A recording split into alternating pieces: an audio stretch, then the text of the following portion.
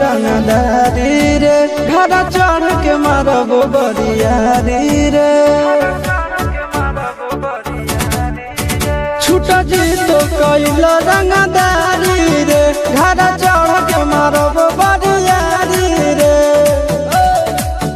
तोरा बापू के न तोरा दादा के चिन्हबहु बेटा सब गोली मारबहु तैगो गिनबहु तोरा बापू के न तोरा दादा के चिन्हबहु बेटा सब गोली मारबहु तैगो गिनबहु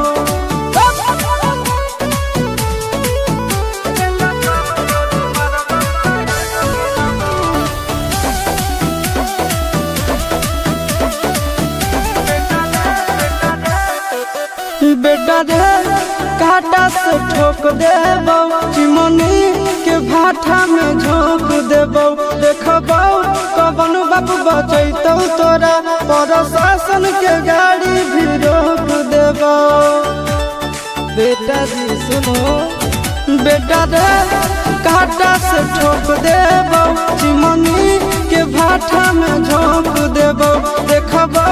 कवन बाबू बचैतौ तोरा प्रशासन के गाड़ी भी रोक देबौ तोरा जैसन के हम खड़े खड़े गिनबौ बेटा सब गोली मारबौ तैगो गिनबौ तोरा बापू के न तोरा दादा के चिन्हबौ बेटा सब गोली मारबौ तैगो गिनबौ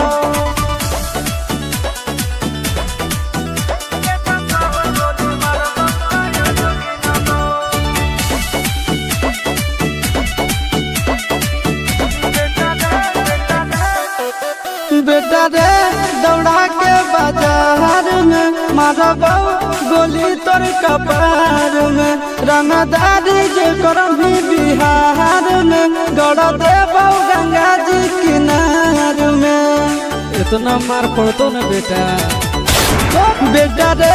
दौड़ा के बाजार में मारबौ गोली तोर कपार में रंगदारी जे करभी बिहार में गड़ देबौ गंगा जी किनार में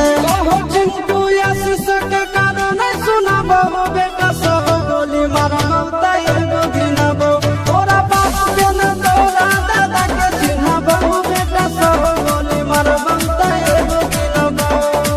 मारत मारत पिछुआरा लाल कर दे बेटा ध्यान से बाप इधर है।